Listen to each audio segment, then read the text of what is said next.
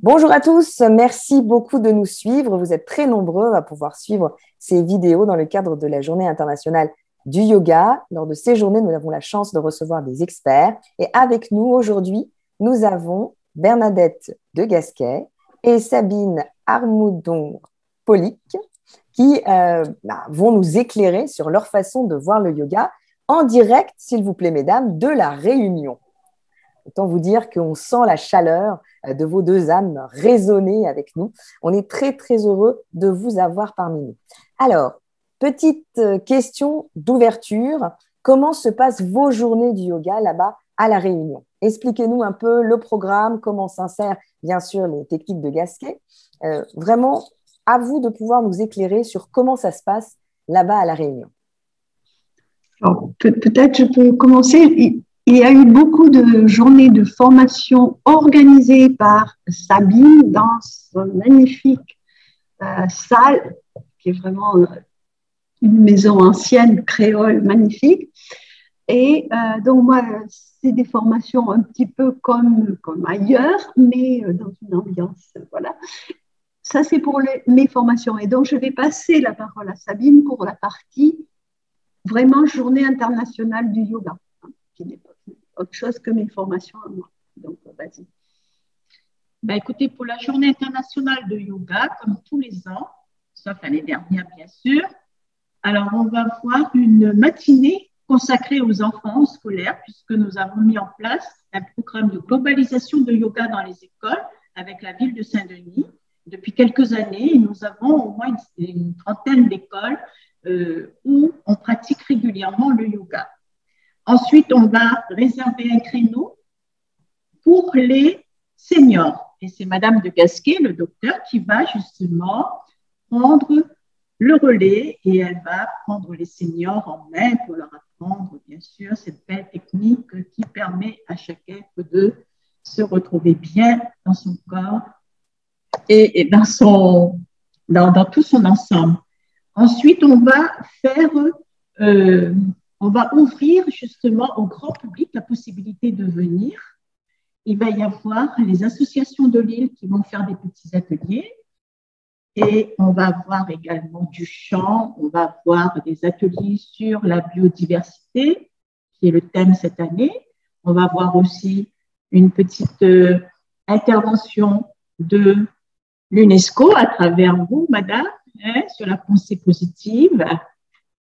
Ensuite, Madame de Gasquet va prendre le relais à nouveau pour faire une session de 2 heures pour le grand public et pouvoir leur donner la possibilité de découvrir sa méthode de travail qui fait tant de bien aux gens puisque nous avons eu un succès extraordinaire. On va terminer ensuite par l'intervention de mon professeur de pranayama en Inde, à Bombay, qui va faire une petite séquence sur le post-Covid pranayama. Comment essayer de récupérer sa capacité respiratoire quand on a eu le Covid? Alors, on le voit, hein, le yoga dans son ensemble rassemble les peuples. Alors, en quoi la méthode de Gasquet propose un yoga différenciant des autres yogas? On aimerait beaucoup vous entendre là-dessus, Bernadette. Qu'est-ce que vous proposez de différent? On l'entend, un yoga doux, un yoga qui peut être réservé aux enfants, aux seniors. Parlez-nous de votre méthode. En fait, c'est une méthode qui réduit un peu le yoga parce que le yoga est immense et moi, je reste sur la partie biomécanique, posture et respiration. Mais il y a tellement de gens aujourd'hui qui sont abîmés par le quotidien, abîmés par le sport parfois, abîmés pour certaines femmes, par des grossesses, etc., que il me semble que l'urgence, c'est déjà de travailler sur des postures plus justes, où on ne se fait pas mal, où on protège les articulations. Et il se trouve que la fille de Sabine est un de mes modèles dans le dernier livre sur le gainage, parce que la fille de Sabine a une maladie des nerfs dans l'os, c'est une maladie d'hyperlaxité et qu'elle a des douleurs dans toutes les articulations alors qu'elle est très jeune. Donc, l'idée, c'était de dire comment le yoga, sans être thérapeutique vraiment, mais est préventif. Et donc, à tous les âges, et c'est pour ça aussi que je travaille beaucoup sur les seniors, après avoir travaillé beaucoup sur la maternité. Hein, et c'est ce travail de savoir ce qu'on fait, pourquoi on le fait, et le faire d'une manière qui protège les articulations et qui protège le dos. Voilà. C'est comme ça que je définirais mon travail, qui est une toute petite partie de tout ce que le yoga peut faire. Alors, Sabine, qu'est-ce qu'on dit après avoir suivi un cours de Bernadette de Gasquet? Qu'est-ce que vous entendez que les participants disent? Ça leur fait du bien? Comment?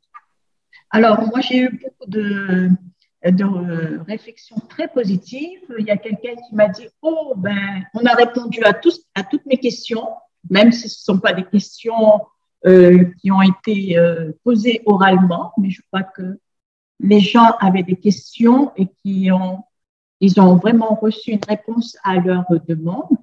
Et ce qui est extraordinaire, c'est que c'est une méthode qui s'adresse à tous et qui est accessible à tous. Madame de Gasquet, elle est très humble. Donc, vraiment, elle apporte réponse, comme je vous dis, à tout. Et ce sont des outils qui sont simples à appliquer. Et c'est pour ça que moi, je suis contente de pouvoir joindre cette technique à notre travail, étant donné que le yoga, pour nous, c'est vraiment le quotidien. Et ça répond à la demande de tous les âges, de tous les niveaux, de tous les groupes ethniques. C'est vraiment l'esprit du yoga. C'est un yoga rassembleur. Alors, vous parlez à une de Gasquet convaincue. Moi, j'ai eu la chance d'être certifiée aussi aux méthodes de Bernadette et je les trouve absolument remarquables. Et ce que vous dites, c'est très intéressant. C'est vrai que quand on suit les formations de Bernadette, on a toujours la possibilité de se renseigner toujours au plus près de ce qui se passe au niveau de l'anatomie, de ce qui se passe au niveau mécanique aussi du corps. Et c'est vrai, c'est un éclairage qui est très précieux lorsqu'on veut essayer de comprendre en fait ce qui se passe. Alors, avançons un tout petit peu dans cette idée d'un yoga rassembleur. Comment vous êtes venues chacune au yoga? La première fois que vous avez découvert le yoga, est-ce que vous vous rappelez de cette première fois, mesdames? Et est-ce que vous pouvez nous le révéler?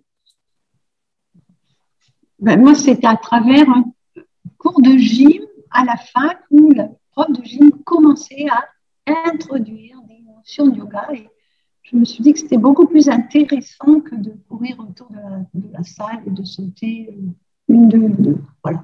C'est comme ça que je me suis dit, il y a un truc là qui est plus riche, plus large. Ça, je ne sais pas. Ben, écoutez, moi, de par mes origines, en toute humilité, je dois dire que je suis née dedans, quoi. Voilà, baignée par le yoga depuis la naissance. Et c'est sûr que j'ai eu un bel héritage et je remercie mes ancêtres et mes parents qui ont continué à me transmettre à travers mon père qui pratiquait le yoga, ma mère qui est une femme très spirituelle. Donc, moi, ça vient naturellement, vraiment. Alors, là, la maman de Sabine, elle est toujours là. Oui, oui. Ma maman est extraordinaire. Elle a 9 enfants. Elle est vraiment là. Elle nous fait à manger. C'est incroyable. Et c'est magnifique de voir cette lignée comme ça. Et juste tous tes enfants autour d'elle. Alors, on sent qu'il y a un lien entre vous qui est très beau. Justement, c'est un yoga qui traverse les frontières. Et du coup, Sabine, vous n'avez trouvé aucun autre professeur, aucun autre praticien de yoga, donc vous faites venir Bernadette de Paris. C'est bien ça pour pouvoir pratiquer ici à La Réunion? Ben, écoutez, moi, j'ai été séduite déjà par sa méthode à travers un livre que mon ancien professeur, mon premier professeur m'a offert. Ensuite, je l'ai contacté en plusieurs fois, bien sûr, parce que c'est pas facile de joindre Bernadette, n'est-ce pas? J'ai insisté, parce que quand moi j'ai quelque chose dans la tête, bon, je veux continuer, je vais jusqu'au bout. On m'a répondu. Et là, comme Bernadette devait venir faire une formation dans les hôpitaux, bon, elle a profité de cette occasion pour me rencontrer. Nous avons travaillé un petit peu ensemble et tout de suite, il y a eu le feeling. On a beaucoup d'affinités. C'est une belle âme, Bernadette. Et ce que j'admire chez elle, c'est que vraiment, elle est, comme je vous dis, elle est très humble et elle est vraiment extraordinaire pour moi parce que, bon, elle elle rayonne. C'est une femme qui vraiment a beaucoup de cœur, qui est généreuse. Il n'y a pas un de mes stagiaires qui n'a pas reçu un conseil, qui n'a pas reçu un regard, une attention. Et ça, c'est très important. Alors, la différence de public, Bernadette, vous le ressentez entre des participants là-bas et des participants ici? Vous voyez des différences en termes d'exigence, en termes de demande, en termes on va dire de besoins corporels aussi? Est-ce que vous le sentez? Disons que la Réunion, c'est très pluriethnique, pluriculturel, et donc il y a des stagiaires qui ont vraiment des particularités. Et ça, c'est très riche, c'est très intéressant. Mais il y a, je trouve, ici, dans les stagiaires, peut-être parce que c'est les élèves de Sabine, beaucoup et tout, il y a une espèce de spiritualité que je ne trouve pas forcément aujourd'hui en métropole, où on est plus sur du fitness ou des acrobaties ou je ne sais pas quoi. Et je trouve qu'ici, il y a une attention qui est plus profonde, quoi. Et en même temps, cette variété de morphotypes, de variété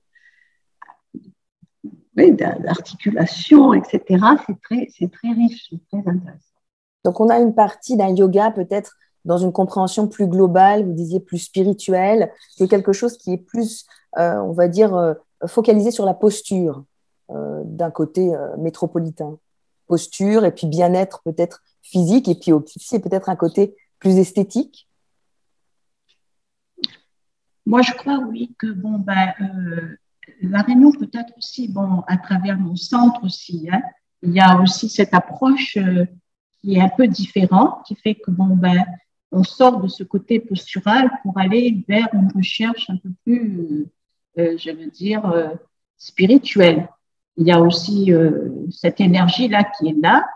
Et c'est vrai que ce fait d'avoir ce mélange culturel-là, ça fait que les gens, à travers le yoga, ils recherchent plus ce côté, comme tu dis là, plus une évolution beaucoup plus spirituelle que posturale.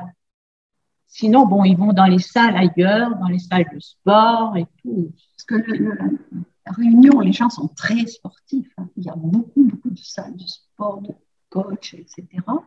Mais ceux qui viennent dans le yoga, je trouve qu'il y a une grande tolérance aux autres, un grand respect des autres.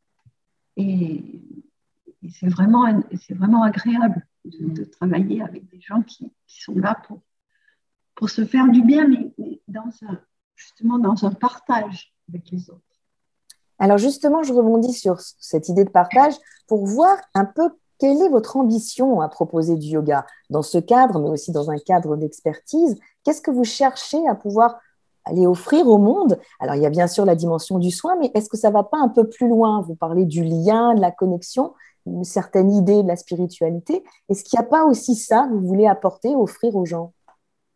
Oui, c'est sûr que on a besoin de sortir de ce cadre-là et puis on a besoin aussi, à travers ce mélange culturel, là, de faire ressortir toute cette approche qui fait que ça va pouvoir élever les gens de cette société de consommation où on est tombé dans le matérialisme et puis les aider justement à faire un retour sur eux-mêmes et trouver les valeurs et les forces en eux. Ça, c'est très important, vous voyez, quelles que soient ses origines, quelle que soit sa culture, faire un retour sur soi et retrouver ses valeurs intérieures. Ça, c'est très important. On a besoin d'être bien dans son corps, c'est sûr, mais aussi dans ce monde de chaos actuellement, on a besoin d'être justement, d'avoir quelque chose une fondation très solide. Et ça, moi, je l'ai de par mes approches, de par mon enseignement avec mon école en Inde, qui est maintenant la référence du ministère Ayush, qui est le ministère du yoga et de l'Ayurveda, avec qui je travaille en direct. Et justement, cette base très solide du docteur de Gasquet qui permet aux gens de se retrouver et puis de pouvoir régler leurs problèmes dans le quotidien parce qu'ils se tiennent mal, ils font beaucoup d'écrans, moi, je trouve assez remarquable parce que Sabine a fait tout un travail pendant des années pour justement rapprocher l'Ayurveda, la médecine traditionnelle, de la médecine occidentale. Et bon, je suis quand même quelque part docteur et je suis avec elle. En fait, on se retrouve là-dessus, même si je ne suis pas trop docteur. Et c'est vrai que tu as réussi à introduire l'Ayurveda dans les hôpitaux de l'Union. Voilà, de par mon travail, c'est vrai qu'on ne peut pas séparer quand on fait du yoga, on est dans une grande école, le yoga et l'Ayurveda, c'est comme deux sœurs jumelles, on ne peut pas séparer. On fait automatiquement de l'Ayurveda quand on fait du yoga. On est dans une école qui est agréée par le ministère. Et là, je me suis battue pendant des années, justement, pour pouvoir faire rentrer l'Ayurveda officiellement dans les hôpitaux à l'île de la Réunion. J'ai réussi à amener quand même les médecins. J'ai mis en place une mission et le directeur des hôpitaux, des CHU, et j'ai mis en place une mission. On a été en Inde, on a visité les plus grands laboratoires, on a été reçus par le ministère. Bien sûr, il y a l'ambassade de France de Delhi qui nous a accompagnés, étant donné qu'on est français. Et voilà, le résultat, on a signé un partenariat, un MOU, entre les CHU de l'île de la Réunion et de ce ministère. Donc, il va y avoir la possibilité de travailler sur 3 axes au niveau de la recherche, parce qu'on a quand même ici une section de recherche, une petite section, mais quand même qui est quand même importante. Ensuite, intervenir sur le plan clinique avec des médecins, puisqu'ils vont envoyer des médecins ici, sur place, pouvoir travailler en partenariat avec les médecins du CHU. Et vous avez également une section universitaire, puisque c'est un CHU. Donc, les médecins, en première année, pourront prendre cette option de l'Ayurveda et être reçus en Inde par le ministère. C'est magnifique. On en est loin en France? Oh là là. Oui, je crois que justement, on est en France ici, mais c'est une autre France. Oui, je pense que ici, c'est vrai. Oui. Ce qui a joué, c'est que on est en France, mais à La Réunion. Et à La Réunion, on est très sensible aux autres cultures. Alors, quand j'ai été voir le directeur des hôpitaux, le directeur général des hôpitaux, je lui ai dit qu'il y a quand même l'acupuncture qui est officialisée dans l'hôpital. Alors, nous aussi, on existe. Hein. Alors, il a dit, oui, c'est vrai qu'il y a toute une diaspora indienne à La Réunion. On continue justement à transmettre nos traditions dans les familles, à les pratiquer. Alors, il n'y a pas de raison qu'on ne puisse pas faire entrer dans les hôpitaux la médecine traditionnelle indienne. Bon, ça n'a pas été facile, c'est sûr. Ça a été un long combat, mais je suis heureuse d'avoir pu. Et bravo, vraiment bravo à vous. Alors, on va terminer avec une question un peu plus globale sur ces journées internationales. Quel est l'intérêt d'une journée internationale sur le yoga, mesdames? Quel est le but pour vous de cette journée? Je te laisse répondre. Alors, je dois dire que cette journée qui a été officialisée, ça m'a ouvert beaucoup de portes. C'est extraordinaire. L'ONU a fait quelque chose de vraiment formidable pour le monde entier. Parce que vous savez que moi, depuis 20 ans, je me bats pour faire entrer le yoga dans les écoles, qui a toujours été, jusqu'à maintenant, considéré comme une secte, un peu, pour les institutions. Donc, au moment où ça a été officialisé, les portes se sont ouvertes, puisque en Inde, c'était déjà inscrit dans l'emploi du temps des élèves le yoga. Moi, j'ai travaillé avec les médecins en Inde et mon professeur, c'était le ministère de la Santé qui a travaillé sur le yoga pour faire évoluer le yoga en fonction du niveau social des enfants, de l'âge, de l'endroit, de la géographie, de l'environnement. Ça a été un travail extraordinaire et le yoga était déjà dans les emplois du temps. Quand je suis revenue de mes études, je me suis dit, chouette, je vais faire la même chose. Mais alors là, je ne vous dis pas le combat. Et depuis qu'il y a eu cette journée la journée internationale de yoga, toutes les portes se sont ouvertes.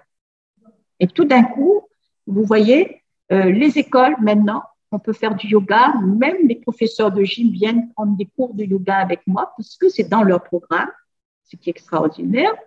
Vous voyez, on a des programmes comme ça qui sont officialisés par les communes. Bon, c'est vrai que le maire, il fait du yoga et de la méditation, voilà. Ça joue. Mais quand même, c'est la capitale où on fait tous les ans. Et il a mis en place ce programme de globalisation du yoga dans les écoles qui est extraordinaire. Donc, il m'a demandé de travailler sur les seniors parce qu'il est un peu senior. Donc, voilà. C'est vrai qu'il est senior maintenant, donc il a pris en main les seniors et moi, je continue avec les enfants. Donc, tous les foyers où il y a des seniors qui viennent, il y a beaucoup de choses qui sont faites pour les seniors ici. Ah oui. Que tous les animateurs soient formés au yoga. Voilà. Donc, en fait, une légitimité qu'a pu avoir le yoga grâce à ces journées officielles internationales du yoga. Voilà. Bien, écoutez, merci pour cet échange. Un dernier mot peut-être pour les personnes qui nous regardent, qui sont nombreuses. Est-ce que vous avez un souhait à pouvoir leur donner? Est-ce que vous avez une recommandation vis-à-vis de ceux qui restent encore un peu réticents à essayer de toucher une posture de yoga? Ça fait mal, ça nous met dans de drôles de positions. Un petit mot pour eux. Je crois qu'il faut quand même être prudent. Enfin, le yoga par Internet, c'est quand même un peu risqué si on n'a pas un bon coach. Enfin, je pense qu'il faut… En Inde, il y a des maîtres et chez nous, il y a quand même un accompagnement à prévoir avec des gens qui sont attentifs à la personne. Et c'est très important d'avoir une présence. Et là, on a la chance d'avoir des cours en présentiel, ce qui fait qu'on a l'inspiration du maître et du professeur, ce qui est très important pour un être humain. La relation maître-professeur, la relation dans le vivre ensemble de l'être humain avec l'être humain, c'est ce qu'on retrouve dans le yoga. Merci, mesdames. C'était une merveilleuse rencontre. Et puis, on vous souhaite plein de bonheur, plein de belles chances pour ce qui va continuer d'être de très, très belles journées dédiées au yoga. À très bientôt. Merci.